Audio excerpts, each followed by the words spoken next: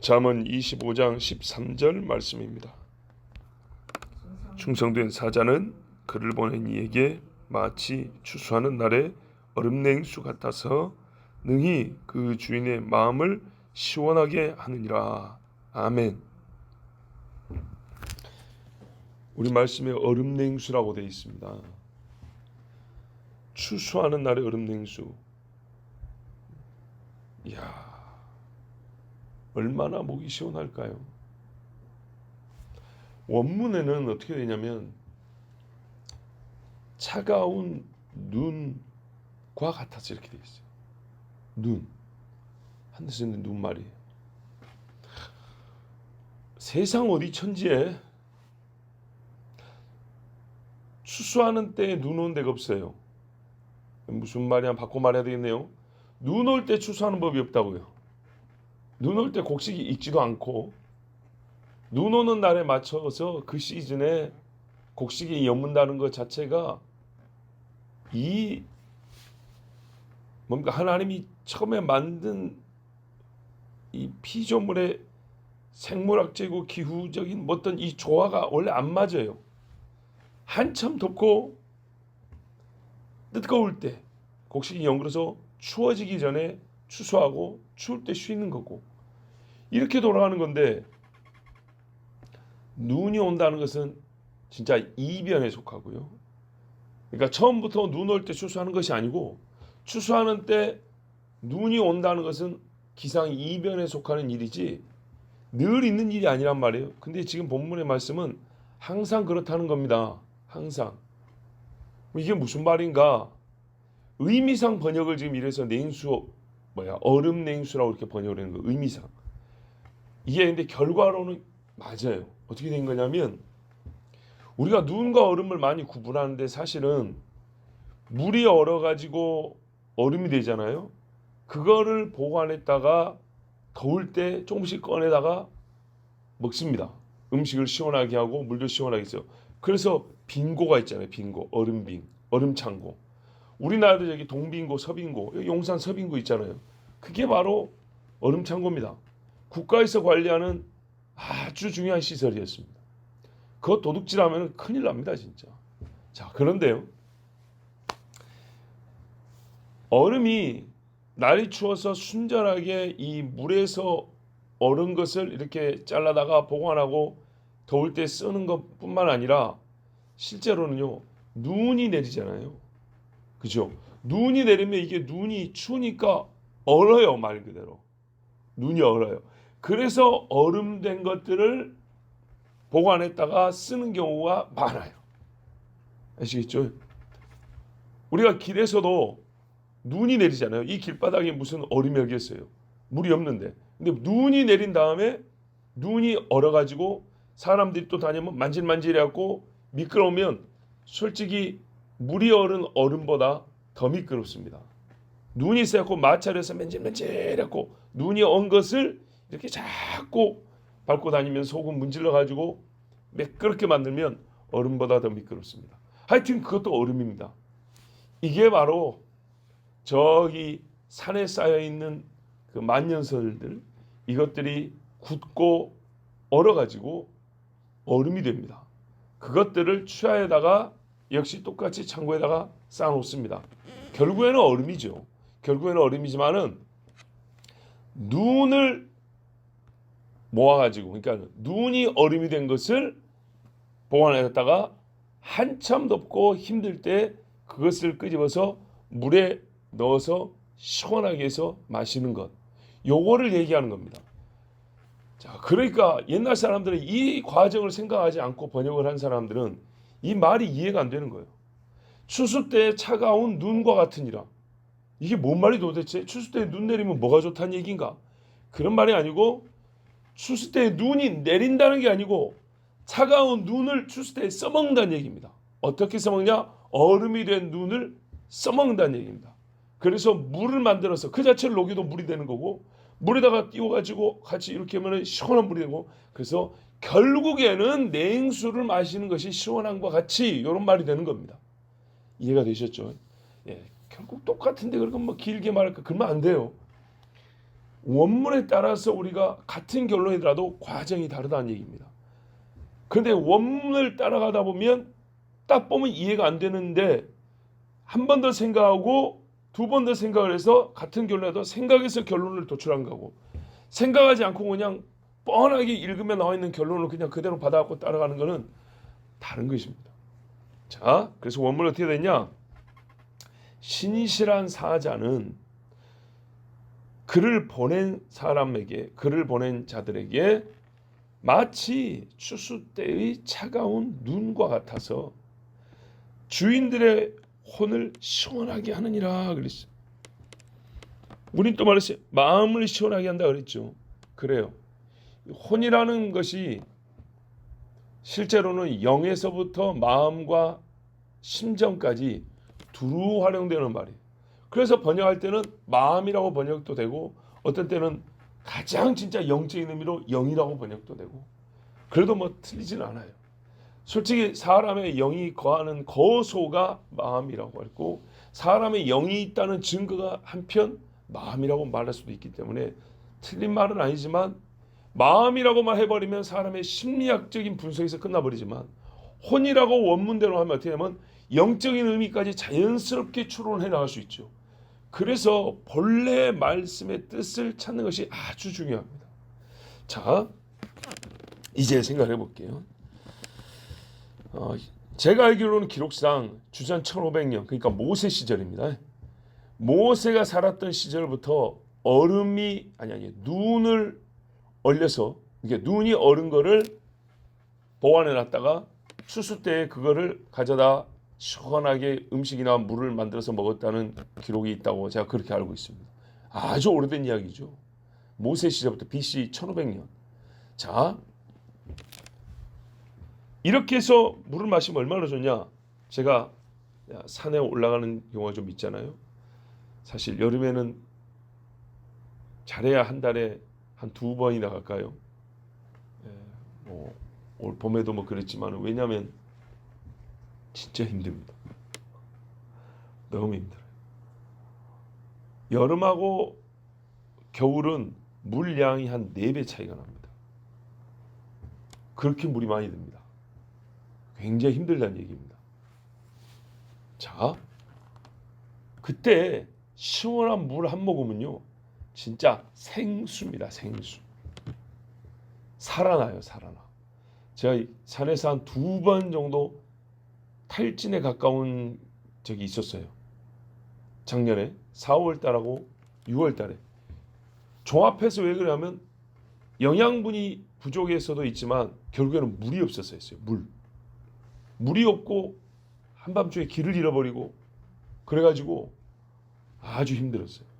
그러니까는 뭐 음식 섭취도 못하고 에너지는 계속 소모되고 땀을 엄청나게 흘리는데 거기다 물까지 없다. 그러면 정말 얼마 못 가서 여참은 이러고 한번 주저앉으면 끝나겠구나 생각되는 두려운 마음까지 들 정도로. 그러니까 광야에서 물이 없어서 이거는 이해가 됩니다. 또 섬에 살면서 일 도와준다고 한여름에 물 정말로 줍니다. 아무 때나 저희 가서 물 마실 수 있는 게 아니에요. 밭에 저기 산 위에서 일할 때 보통 있는 게 아닙니다. 바다도 마찬가지죠. 널린 물이지만 먹으면 죽죠, 그 물은. 자, 너무너무 힘들어요. 물이 진짜로 중요합니다. 그런데 물속에 단백질도 없고 지방도 없는데 에너지원이 없어요. 그죠? 잘해야 뭐 미네랄 같은 이런 것뿐인데, 그래도 일반 물에는 그런 것도 사실 거의 없어요. 근데 물만 한번 들어가도요, 야, 흡수력이 얼마나 빠른가. 온 몸에 진짜 생기가 돌아요. 활력, 살아있는 힘이 생겨. 힘이 물만 한 모금 들어가도 그 시원함부터 해가지고 몸으로 시원한데, 진짜로 이거 분명히 영양소가 들어있는 것도 아닌데 몸에 힘이 난다는 거예요. 그러니까는 몸에 있는 영양소들을 이거를 활성화시키는데 물이 진짜 중요하다는 거. 남아있는 힘을 써먹을 수 있게 움직이게 만드는 힘으로 만드는, 움직이게 하는 힘으로 변화시키는데 물이 진짜 중요하다는 거예요. 그거를 진짜 여러 차례 경험을 통해서 깨닫습니다. 그래서 오죽하면 물이 시원하게 내놓은 것을 받아서 마시면 좋은데 쩔쩔쩔 내고 이끼 끼는 그런 물도 있죠. 죽을 것 같으니까 그것도 받아 마셔요. 그러면 거기 미생물, 박테리아, 짐승의 유충들 막 있을 수 있잖아요. 벌레 유충은. 근데 그거 신경 쓸 겨를이 없어요. 불과 한두 시간 목이 탄 것인데도 불구하고. 자, 아직까지 빌리 없어 하나님이 지켜주신 겁니다. 예. 근데요. 그래서 시원한 냉수가 활력을 가져다 준다는 거 우리가 이제 경험으로 알 수 있듯이 종이 주인의 메시지를 갖고 간단 말입니다. 그러면 주인이 왜 보내냐면 말이나 글로 자기의 뜻을 전하고 싶은 거예요, 상대방한테. 근데 어느 정도로 전하면 제일 잘 전한 거냐면 요거를 그대로 갖다 주면 일단 50%는 성공한 거죠. 그대로 갖다 주면 사자가 더하거나 빼지 않고 그대로만 전달해 줘도 그렇죠. 근데 그대로 전달해 줬을 때 상대가 들을 수도 있고 안 들을 수도 있죠. 즉 첫 번째 이거를 펼쳐 볼 수도 있고 버릴 수도 있고 또 두 번째 읽지만은 감동을 못하고 그냥 읽은 걸로 끝낼 수 있고 그렇지 않습니까? 그러나 사자 입장에서는 전달했으니까 사명 당한 거죠. 그런데 진짜 주인이 기다리는 것은 뭐예요? 종이 돌아올 때 주인의 뜻을 이루는 것을 대답으로 가져오기를 원하죠. 그렇죠? 자, 우리가 지금 두 번째 단계까지 갔어요. 받았다. 받고 읽었다. 세 번째는요. 주인이 원하는 답을 해줬다. 여기까지 가야 좋겠죠. 그런데 전달했다고 해서 듣는 이가 혹은 서신을 받은 이가 화답을 할지 안 할지는 모를 일이죠. 주인이 기다리는 것은 화답을 해주는 것이죠. 주인의 본래 뜻을 이루는 거죠. 제일 신실한 종은 누구일까요? 편지만 기계적으로 전달하는 것. 물론 그 길에도 어려움이 있을 것이고 참 잘한 것이지만 100% 자기의 사명을 다했다 할 종은 어떤 종이냐면 주인이 원하는 답을 가져오는 건데 주인이 서신을 줄 때 얼굴이나 혹은 평시에 하는 말이나 내용을 알려줄 때 마음을 알아요. 이분의 뜻이 무엇이고 심정이 어떠한지 그 갈급함, 애탐, 그 소원함 이걸 알아요. 그걸 가지고 전달을 하고 전달받은 자에게 주인의 마음을 자기의 마음으로 하나된 심정으로 간곡히 아뢰 수가 있다면 기쁨이면 같이 기뻐하면서 서신 외에 자기의 입을 열어서 또한 그 자기의 심정을 담아서 기쁨이면 기쁨이요 슬픔이면 슬픔이요 권함이면 권함이요 이렇게 할 수 있다면 최상이겠죠. 이런 종을 보냈을 때 답을 가져올 가능성이 커지고요. 그랬다면 이런 종을 둔 주인은 어떻게 해요? 그 마음이 시원하다는 거예요. 예, 정말 친구 같고요. 믿을 수 있는 유일한 신복. 그래서 그 사람을 둔 주인은 너무 항상 그를 보내고 난 다음에 마음이 한여름에 목이 타서 죽을 지경일 때 물 한 잔이 들어가면 시원한 물이 나면 정말 생기가 돌고 활력이 생기듯이 그를 보내고 난 다음에는 이 주인이 활력이 난다는 겁니다. 그런데 보내세요. 신실한 사자는 그를 보낸 자들에게 주인들의 혼을 시원하게 하느니라 하고 보세요.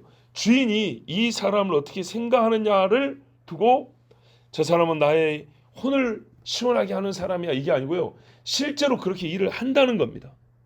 그죠? 시원하게 하느니라. 이거 어떤 의미인지 아시겠죠? 보냄을 받을 때마다 이 종은요. 사자로서의 자기 일을 충성되게 해서 주인이 원하는 답을 가져온다는 거예요. 주인이 전달하고 싶은 것을 다 전달하고 주인이 전달하여 얻고자 하는 답을 가져오기에 자기의 있는 힘을 다한다는 거예요. 그래서 주인의 마음을 그의 행위로 말미암아 시원하게 한다는 거예요. 그의 충성됨으로 말미암아 시원하게 한다는 거예요. 관계만 좋은 게 아니라 그 관계 좋은 사람이 실제로 이 관계 안에서 자기 할 일을 다 한다는 거예요. 그래서 주인이 시원하다는 얘기입니다. 마음이 본래는 혼이라 그랬습니다. 원문상. 자, 혼이기 때문에 우리가 자연스럽게 진짜 혼의 문제, 영의 문제로 우리가 이 말씀을 읽어야 되겠습니다.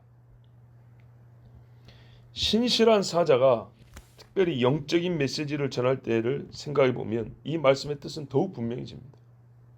바울은 그리스도의 혼을 시원케 한 자였습니다. 예수 그리스도의 종 바울, 사도 바울은 가는 데마다 정말 왜요? 꼭 예수님처럼 사역을 했어요. 해를 두려워하지 아니하고 독을 두려워하지 아니하고 죽이려고 하면 죽이라 그러고 다녔어요.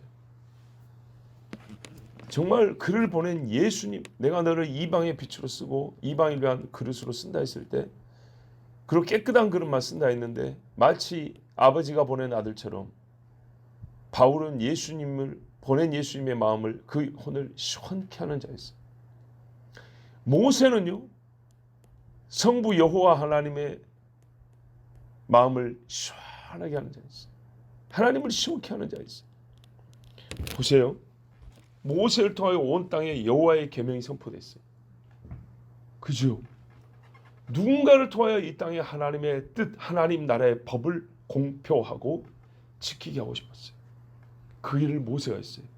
제사장 나라라고 불리는 백성을, 의미를 말하자면 만들어내는데, 그게 주인의 뜻인데 그 일을 일생에 거쳐서 감당하고 죽은 자가 모세였어요. 주인을 시원하게 한 사람. 혼, 영, 성령, 사실 그분 자체죠. 성경에 보면 성령의 사람들이 많은데 사도행전에 빌립이라는 사람이 있어요. 그에게는 유독 뭐냐면 성령의 지시하심을 따라 이리 가고 저리 가고, 누구에게 가서 이렇게 말하라 저렇게 말하라, 아주 뭐랄까요, 친밀하고 구체적으로 기록이 된 사람이 빌립이에요. 에디오피아 네이스에게 가가지고 이스라엘을 풀어 가르쳐주고 세례를 주고, 그죠? 성령의 말씀하심을 따라. 그리고 후에 바울을 보면 그 집 딸들이 다 예언하는 자라. 얼마나 성령의 집이었는지 몰라요. 성령을 시원케 한 자, 빌립. 사실 이뿐이 아니죠.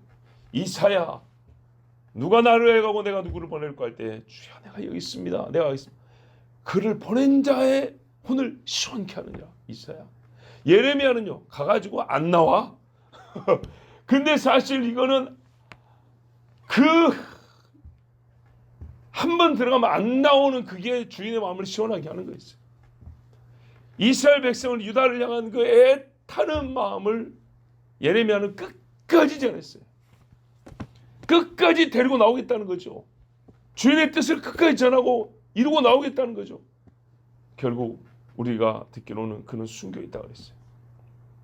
예레미야는 정말 그를 보낸 주인에게 충성되었고 그의 혼을 시원케 하는 자였어요. 세례 요한을 보세요. 예수 그리스도를 기뻐하며 예수 그리스도가 요한을 볼 때 얼마나 마음이 시원했는지, 여인이 낳은 자 중에 요한보다 큰 이가 없도다. 야, 얼마나 참 훌륭한 사람입니까? 이렇게 성경에는요, 같은 사람이지만 여러 이름으로 부를 수 있는 그런 사람이 있어요. 한마디로 신자예요. 신자. 믿는 자예요.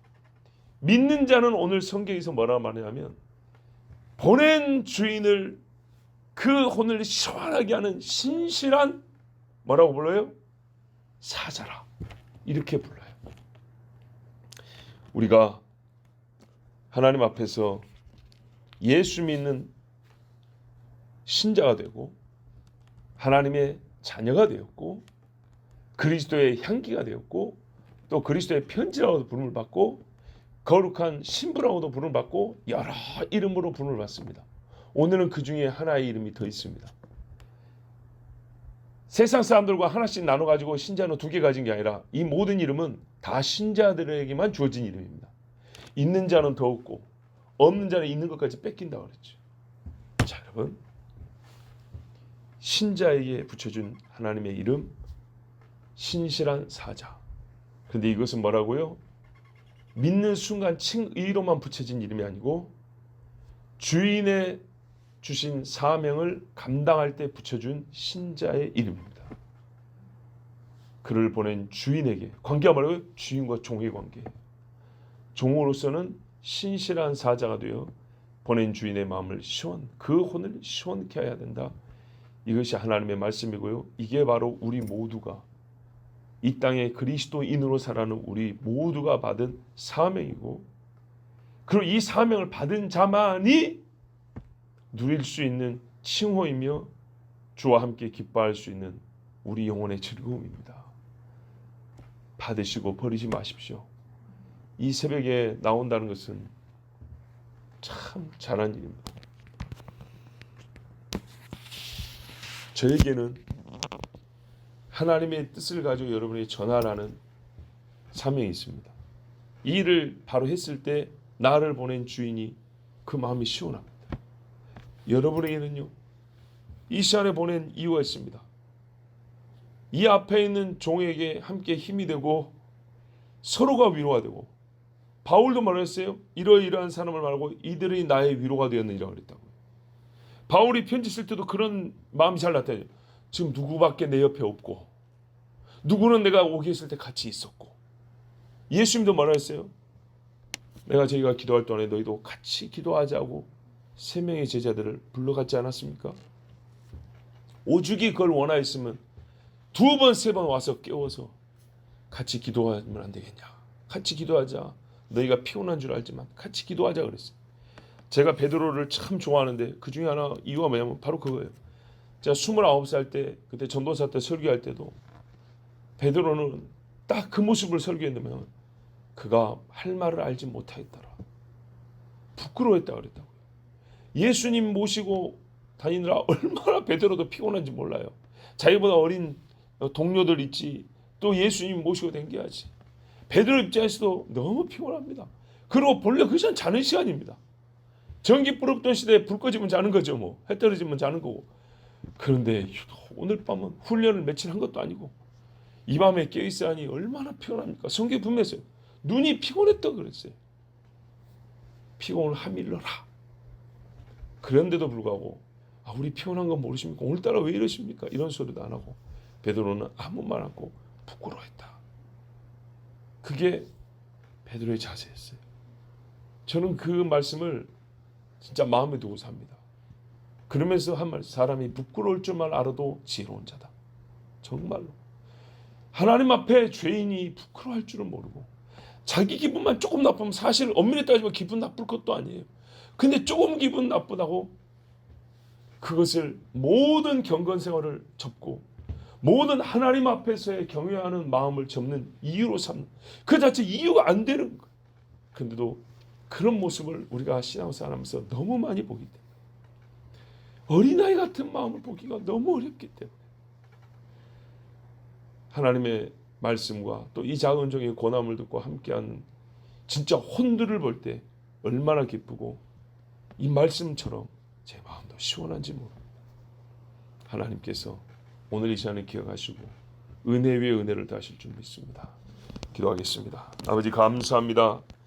나의 아버지시요, 나의 주인이시요, 나의 창조주요 구원자요 심판자의 주인 여호와 하나님, 예수 그리스도 성령 하나님, 오늘도 우리를 보내시고 또한 우리로 하여금 보낸 주님을 시원케 하는 사자들이 되게 하심을 감사합니다.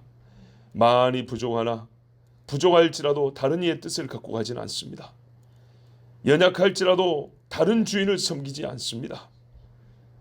미숙할지라도 우리는 늘 나를 보내신 주 하나님의 뜻을 전하고 화답을 가져오기를 힘쓰나이다. 그래서 오늘도 우리가 이 시간에 나와 싸우니 첫째는 하나님께 드리는 예배의 영광을 받으시옵고 또한 서로가 서로를 통하여 하나님께서 이 자리에 보낸 뜻을 이루어 주를 시원케 하는 주의 종들이 되게 하여 주시옵소서. 우리의 삶 남은 여정에서도 모든 발걸음이 보내심을 받은 자로 살게 하여 주시고 나를 보낸 주의 영을 시원케 드리는 주의 자녀들이요 종들이 다 되게 하여 주시옵소서. 주 예수 그리스도의 이름으로 기도하옵나이다. 아멘.